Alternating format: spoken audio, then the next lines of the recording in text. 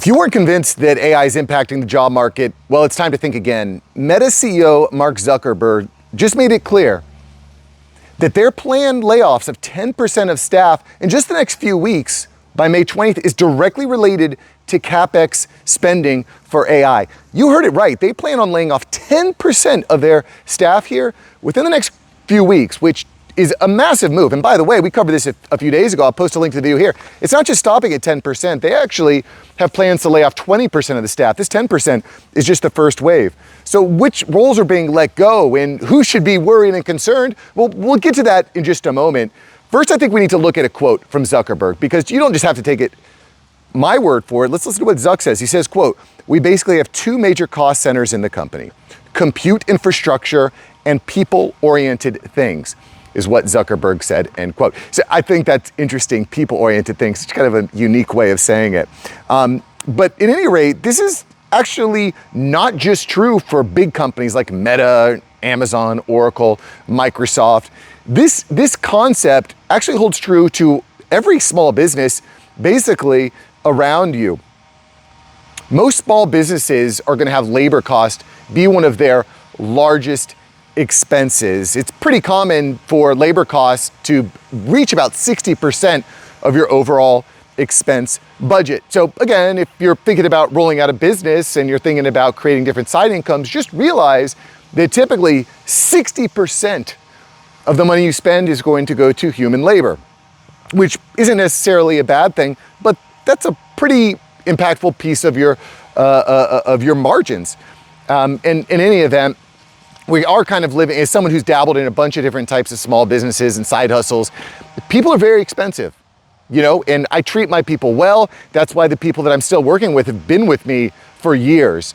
I just think it's important that you treat your people well. I actually give out a Christmas bonus to the people that I work with. I don't know about you or your bosses or the people you work with. Like, do they give you out a Christmas bonus? I don't know. I think that's always something that I appreciated getting from my better bosses, and I've kind of continued that trend. Again, people are important, and you know, money is a powerful motivator. It doesn't have to be the motivator, but I think that's important. In any event, I do just want to give you a quick side note on this idea of how expensive humans are, because typically that 60% of that expense factors in a lot of additional expenses for that person. So you've got wages, salaries, health benefits, paid time off, retirement funds. All those things are very expensive when it comes to employees. And this is one of the benefits of creating an LLC and being your own independent contractor or starting your own small business to solve problems for other companies, because you then become less expensive. So hear me out here. You might not get health insurance. You might not get the 401k. That makes you actually more appealing to a company than a traditional W-9 employee, where you don't have all those additional costs associated with you. And as a small business owner or as an independent contractor, there's certain tax benefits. You can write off things like, if you ever see a car that's wrapped, has advertising on the side of it, that's a tax write-off. There's huge tax write-offs there. You can write off things like cell phone bills. You can get discounts on travel, on food. There's all sorts of things that you can, I hate to use the word take advantage of, but there's a lot of tax incentives you can take advantage of as a small business owner. And again, you become more attractive to the companies that you're working for. I mean, again, and this is why we are seeing some companies that are firing W-9 employees and then hiring back contractors. And I think you're going to see that trend continue. So in any event, I think that every single dude like you and me should have an LLC set up, small business set up, side income set up. It's a huge leverage. Not only does it provide you safety in case you do get laid off, but it does give you that infrastructure and to write off certain expenses. There are some benefits there. Anyway, that was a quick side note. Let's get back to Zuck here. He said, quote, "If we're investing more in one area to serve our community, then that means we have less capital to allocate to the other. So that means we do need to take down the size of the company somewhat." Somewhat's a kind of an understatement. You're talking about 20% here over the coming months.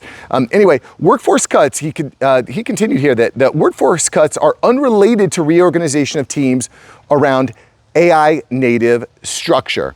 Okay, guys, if you're building with AI, if you understand how to leverage AI, you're becoming more and more valuable every day. And I'm going to talk a little bit more about that in a moment.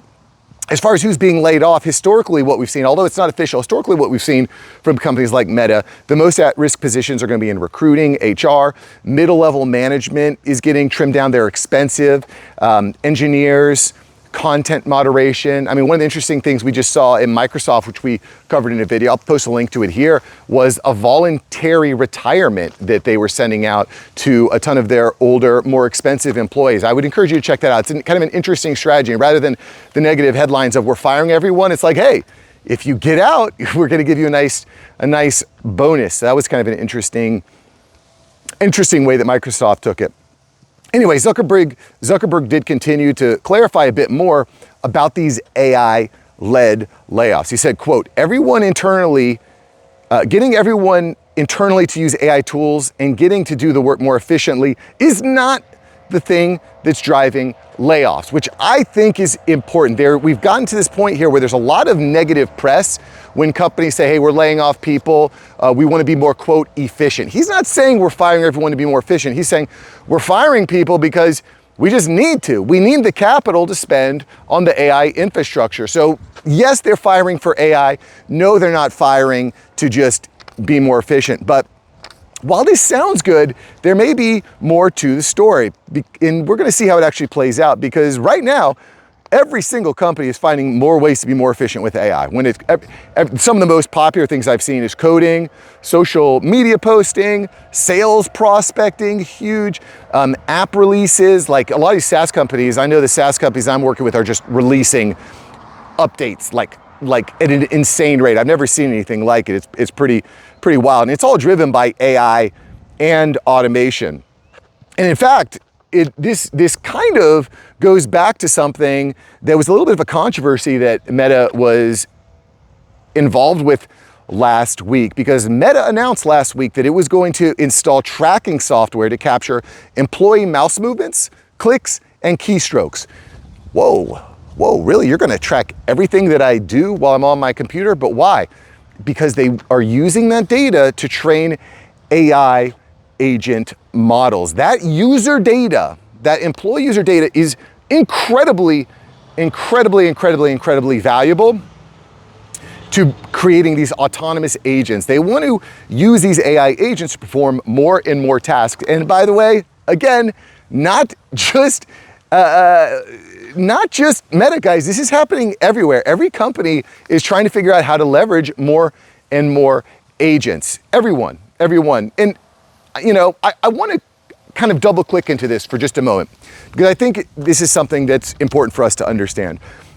Training your AI agent replacement is a good thing. It's a good thing. Training AI to replace you is a good thing. Now, hear me out. What you don't want to do is you don't want the company to train an AI agent off of you. You need to proactively take that role. Okay? What you don't want is for a situation where the company is tracking you, tracking all your clicks, tracking all your motions, tracking all your SOPs, training an agent, and then saying, we don't need you anymore, Jim, because we've actually been watching you and we can have an AI agent do it at 20% of the cost. That's not what you want. What you want is to be the one who says, man, I'm spending a lot of time performing this task. What if I were to use an AI system in order to do this more effectively? What tools do I have within the organization that I could use to do this more effectively? I don't have one? All right, let me spend an hour to research or listen to some podcast or DM Mark or whatever, maybe join a community. Anyway, what are some tools that I could use to do this more effectively? Go to your boss, go to your employer, go to the company and say, hey, you know, I think that we could reduce our cost by X amount. I think that I could be much more effective if we use this tool, okay? Here's the difference. Here's the big difference, and you can probably already see it, guys. In A scenario, you're not actually providing value. All you're doing is doing grunt work. You're doing the work. They do the strategy and the execution and take you out. In the second scenario, you are the value adder. You are proactively going to your company, to your organization, or maybe even to your client and saying, I bet we can save a lot of time and a lot of money by doing this. Then you go and you train your replacement. They're gonna say, holy cow, what Jim did just really worked. It saved us money, it saved us time, we're more efficient now. I wonder what else Jim can do for us. They're not gonna say we don't need Jim anymore. They're gonna say Jim just solved a big problem. We need Jim to do more. Do you see the contrast? Do you see the difference? And by the way, even if your company were to go and say, Jim, thanks, you just solved a big problem for us. We don't need you anymore. Have a nice life. Well, then guess what? Then you're going to the job market and you can go to all the competitors and say, hey guys, my name's Jim. This is what I did for this company over here. In fact, it was so effective that they let me go. They said they don't need me anymore because I was able to build this solution out. I can do the same thing for you. And guess what?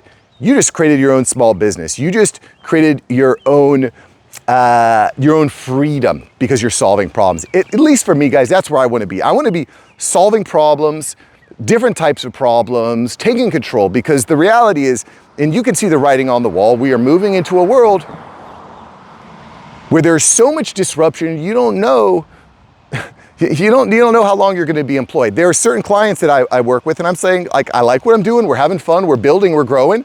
I don't know what the future holds. So I need to have a plan B, C, D set up. I need to be learning skills that are hyper relevant. And that's what I'm doing day in, day out, doing some really, really cool stuff that I'm sharing with you here on the channel, newsletter, etc. All right, guys, that is the story. Glad to share it with you. I hope you enjoyed the video. Make sure you smash like, subscribe, and let me know what you think about this idea of replacing yourself. Do you think it's a good idea to replace yourself? Is there a wrong and right way to do it? Do you think that these layoffs are directly related to efficiency, or do you think they are in fact related to the CapEx funding? Let me know in the comments, and I'll see you in the next video. All right, guys, see ya, peace.